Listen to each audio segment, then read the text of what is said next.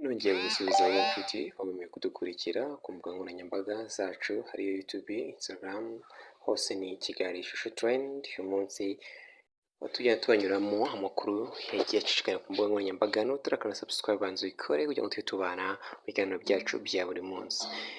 Hagaragaye ifoto igaragaza Stade Amahoro yo ku mwaka w'igihumbi kimwe magana cyenda mirongo icyenda na kane, itandukanye cyane na Stade Amahoro muri 2024. Imwe twatuyikesha akadomo.rwa.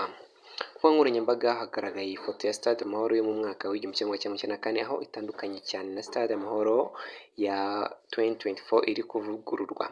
Mu mwaka w'igihumbi kimwe magana cyenda mirongo icyenda na kane, iyo Stade Amahoro yari irimo abantu bahungiyemo kubera Jenoside yakorewe Abatutsi muri Mata igihumbi kimwe magana cyenda mirongo icyenda na kane.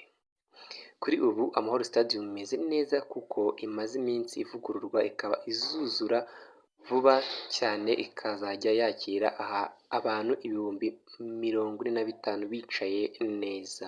Muze gukanda subscribe, like and share kuri iyi video. Don't forget subscribe.